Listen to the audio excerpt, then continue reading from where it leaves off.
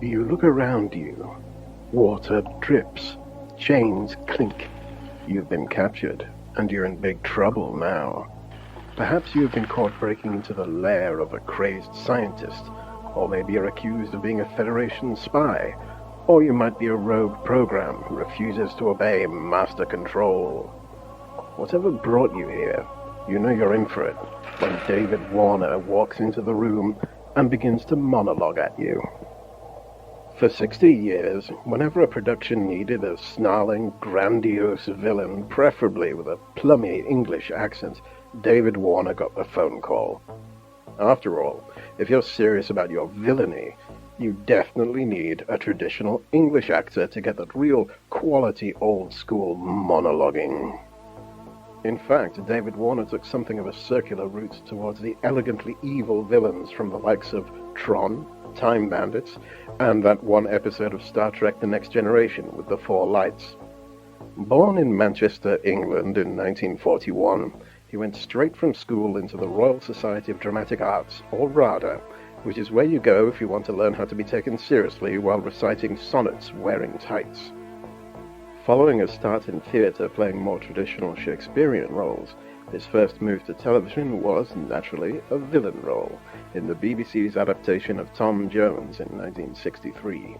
His first screen roles were typically as an offbeat establishment type, which became his stock in trade at the beginning of his career. He was first really noticed in the film Morgan, A Suitable Case for Treatment in 1966, opposite Vanessa Redgrave, as an alienated man with a fantasy life that overlaps reality.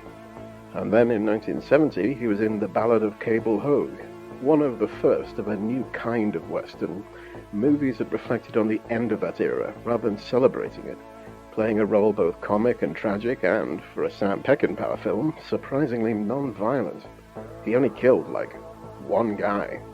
Towards the end of the 70s, he really started to lean into his personal groove as a villain, though, and by the time he appeared in Time Bandits in 1981, he was a natural fit, playing the elemental personification of all evil, proving to the world that he could choose scenery with the best of them.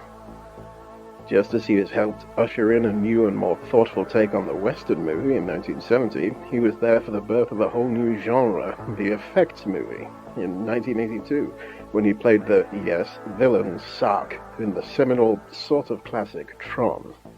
Although not a big hit at the time, the film introduced the wider world to the possibility of computer-generated effects, and things would never be the same.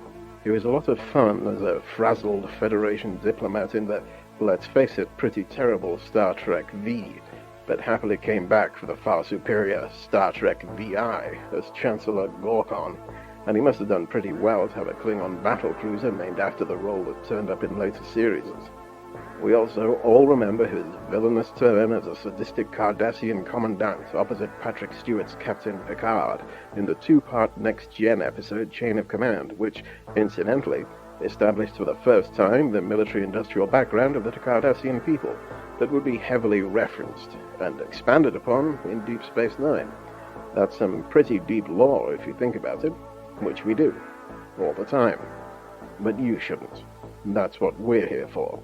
We in the Cinemania Society go through rigorous training for this sort of analysis, which would break an untrained mind.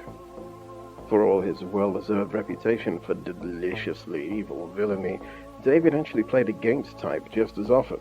He was superb as the drunken Dr. Necessiter opposite Steve Martin in The Man with Two Brains, and frankly, he could have been a comedy great if it wanted to be. Similarly, he was not so theatrical that he always had to have weighty and monologue-heavy roles.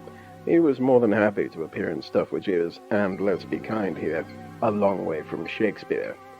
His role in Quest for the Delta Knights saw him being roasted on Mystery Science Theater 3000, and he got a lot of work lending his voice to cartoon and video games. Remember Baldur's Gate 2? He played a role in that. Which one? The main villain, of course, let's not be silly. Similarly, he tormented Batman as the voice of Ra's al Ghul, and has played both the Doctor in Doctor Who audio plays, and one of the Doctor's enemies in the TV serial. Not many plummy British theatrical greats can say that. I mean, more than a couple, but still not many. The world is always going to need heroes, bold and adventurous souls willing to go on elaborate adventures to save us all. But heroes are always going to need villains, because without a good villain, all you're really left with is a nice young chap with good hair looking sheepish. We have David Warner because we need him, because the world would be a far more grey and drearier place without a cackling megalomaniac threatening it from time to time. For a lifetime of such service, we thank you, David Warner, and now, please, point your gigantic death ray somewhere else. Sorry. This has been another Profile in Cinemania. This episode was written and performed by Andy Slack, sound design and editing by Ethan Ireland, music by Carl Casey at White Bat Audio. Profiles in Cinemania is a product of the Cinemania Society, LLC.